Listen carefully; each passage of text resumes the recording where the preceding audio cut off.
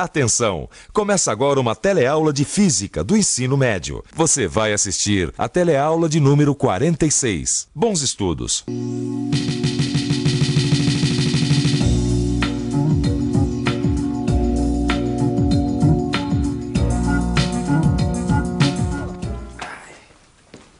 Aí, vamos lá, Gil. Pode botar na mesinha ali. Ô, Vicente, dá uma força aqui, tá pesado. Dá uma força. Tô carregando o controle, cara. Cada um carrega uma coisa. Ah, você carrega o controle, eu carrego a televisão. Vai, liga na tomada aí que eu tô curioso pra ver essa televisão.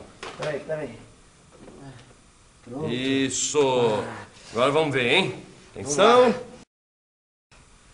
Ué, o que aconteceu? Sei lá, rapaz. Em que tomada você...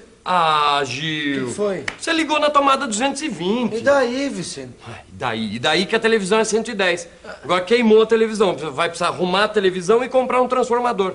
Ei, mas pra que transformador, Vicente? Que isso? Pra que transformador? Pra que serve um transformador?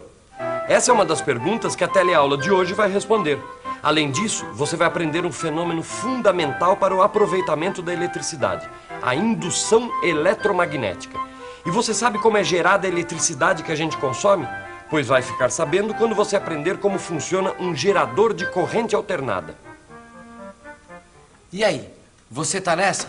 Bom, eu vou levar essa televisão aqui pra consertar lá no meu amigo, porque eu não quero perder essa teleaula de hoje que está começando. Até daqui a pouco.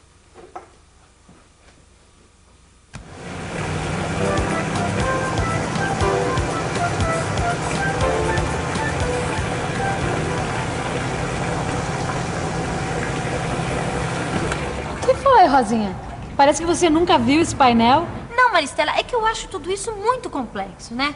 A usina gera energia que passa para a rede de transmissão, que por sua vez se liga à rede de distribuição até chegar às casas. Não, tudo isso eu entendo. Agora, o que me deixa mesmo encafifada é como tudo isso começa na usina. Você entendeu? Como é que surge a eletricidade? Sabe que essa é uma boa pergunta, Rosinha? Você sabe a resposta? Olha, se eu tivesse que responder assim rapidamente, eu diria que a eletricidade é gerada pelo movimento das turbinas que são impulsionadas pela água.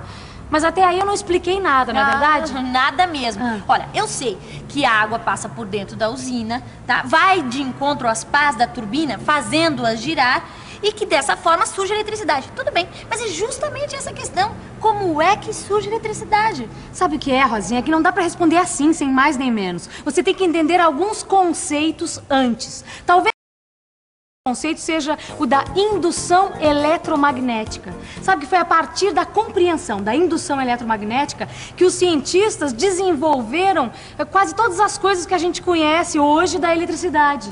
Mas o que é a indução eletromagnética?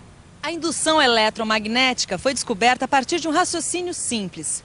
Você já sabe que cargas elétricas em movimento formam uma corrente elétrica e que a corrente elétrica gera um campo magnético. Daí surgiu a hipótese: se cargas em movimento geram um campo magnético, será que um campo magnético em movimento gera uma corrente elétrica? Quem respondeu esta pergunta foram dois cientistas, o americano Joseph Henry e o inglês Michael Faraday, em 1831. Eles fizeram uma experiência aproximando e afastando um ímã de uma bobina ligada a um galvanômetro e chegaram a 3 importantes conclusões. Na primeira, eles perceberam que o ponteiro do galvanômetro se mexia quando eles aproximavam e afastavam o ímã. Isso significava que o movimento do campo magnético criava uma corrente elétrica que percorria a bobina. A segunda conclusão foi que o movimento do ponteiro tinha sentidos diferentes. Ia para um lado quando o ímã se aproximava e para o outro quando se afastava. A terceira conclusão foi que a intensidade da corrente elétrica estava diretamente relacionada com a rapidez do movimento do ímã. Quanto mais rápido, maior a corrente. Foi aí que surgiu a lei de Faraday. E aí, Vicente? Olha, ainda bem que não aconteceu nada de grave com a nossa televisão. Daqui a pouco eu vou lá buscar e aí tudo bem. Agora, no caminho eu vim pensando, sabe aquela história de transformador que você estava falando? Sei. Então eu fiquei muito curioso. Mas o seguinte, hein? Para saber um pouco mais sobre transformadores, primeiro você precisa conhecer a lei de Faraday. Você lembra que quanto mais rápido o movimento do ímã, maior a corrente elétrica gerada, né? Lembro. Sabe por quê? Não, isso eu não sei. Não sabe nem poderia saber. Porque para entender isso melhor, você precisa conhecer um novo conceito. O conceito do fluxo magnético. É o seguinte, vamos imaginar um campo magnético B. E dentro desse campo magnético um retângulo. Dá uma olhada. Dependendo da posição, o número de linhas do campo magnético que passa pelo retângulo é maior ou menor.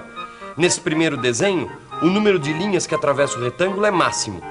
Agora, com o retângulo mais inclinado, o número de linhas que passa por ele é menor. E nessa última figura, nenhuma linha do campo magnético atravessa o retângulo. Eu já entendi.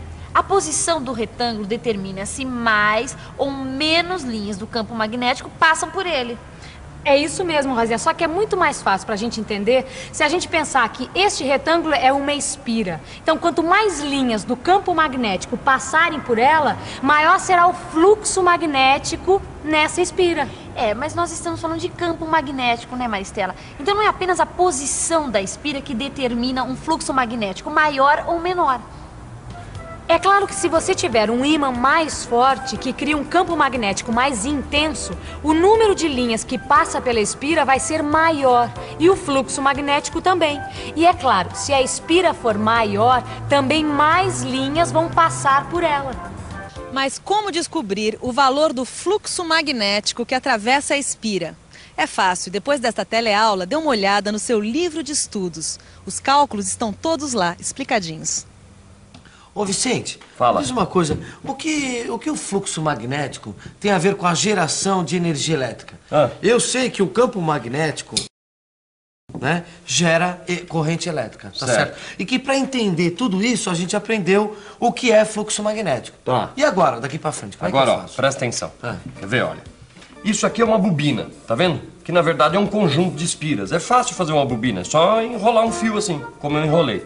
Agora eu vou ligar essa bobina no galvanômetro aqui, pra gente ver a corrente que tá passando por ela. O que tá marcando ali? Zero, tá marcando zero, Zero. nada. Não tá passando corrente Não. nenhuma. Agora, se eu aproximar um ímã dessa bobina, o que acontece? Olha lá. Ó, começa a oscilar de posições. Ah, exatamente. Então agora existe uma corrente. Quando a gente aproxima o ímã da bobina, a intensidade do campo magnético aumenta e junto o fluxo magnético na bobina. Quando a gente afasta, ele diminui. É essa variação de intensidade que cria a corrente elétrica.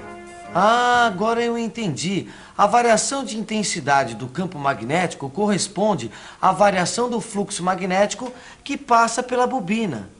Essa variação de intensidade de fluxo magnético é que cria corrente elétrica, não é isso? Grande Gil, é isso mesmo. Agora, existe uma outra maneira da gente fazer o fluxo variar. Em vez de eu afastar ou aproximar o ímã da bobina, eu posso fazer a bobina girar. Ah, quanto maior a rotação, maior a variação do fluxo e maior a corrente elétrica, não é isso? É isso mesmo, Gil. Agora, tem mais uma coisa importante pra gente entender. A corrente elétrica, ela só surge quando existe uma variação do fluxo magnético. E para que haja essa variação, é necessário que haja movimento. Claro! Você já viu, o fluxo variava quando o ímã se aproximava ou se afastava da bobina. Ou seja, para ver uma variação de fluxo magnético, é preciso que haja movimento. Isto é, energia cinética da bobina ou do ímã.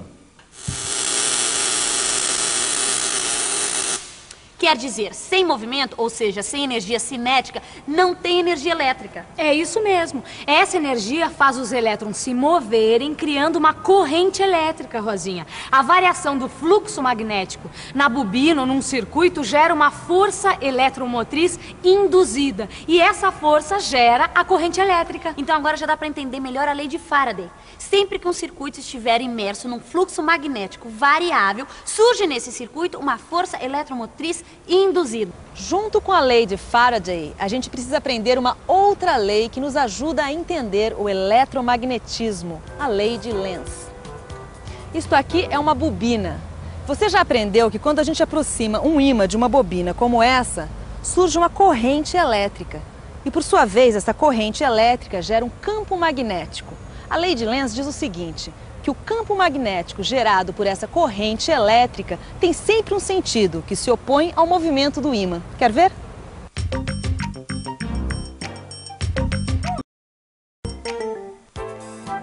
Quando eu aperto o interruptor, essa bobina passa a ser percorrida por uma corrente alternada, gerando um campo magnético variável. Esse campo, por sua vez, induz uma corrente elétrica nesse anel metálico aqui sobre a bobina. Pela lei de Lenz, essa corrente induzida no anel gera um novo campo magnético. E esse campo magnético se opõe ao da bobina.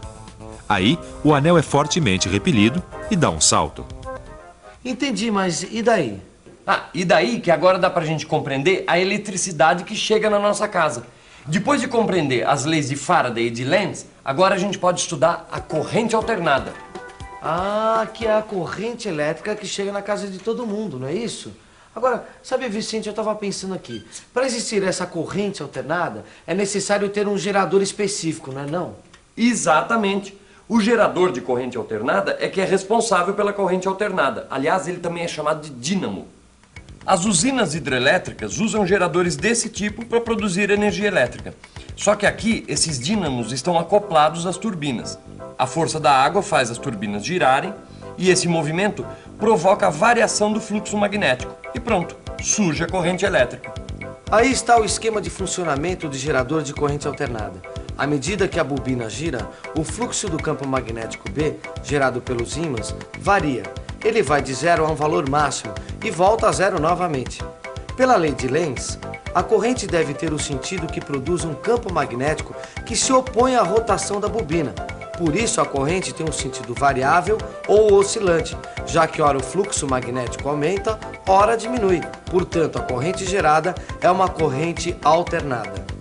E olha aí, Gil, esse gráfico mostra direitinho a corrente alternada. Veja como ela oscila no período de tempo T. Uma das vantagens da corrente alternada é que ela pode ser gerada diretamente pelo movimento de rotação, como as turbinas das hidrelétricas, que são impulsionadas pela água. Olha, e outra vantagem da corrente alternada é que dá para usar transformadores. Transformadores são aqueles aparelhos que reduzem a voltagem de 220 para 110 volts, não é isso? E podem aumentar também de 110 para 220 volts, Rosinha. Olha, lembre-se, os transformadores podem reduzir ou aumentar qualquer voltagem, e não apenas as conhecidas 110 e 220 volts. Olha só, Rosinha, vem aqui. Olha, essa bobina aqui, certo? É percorrida por uma corrente elétrica. Essa corrente elétrica gera um campo magnético de fluxo variável que vai atingir a outra bobina. E vai criar uma corrente alternada na outra bobina.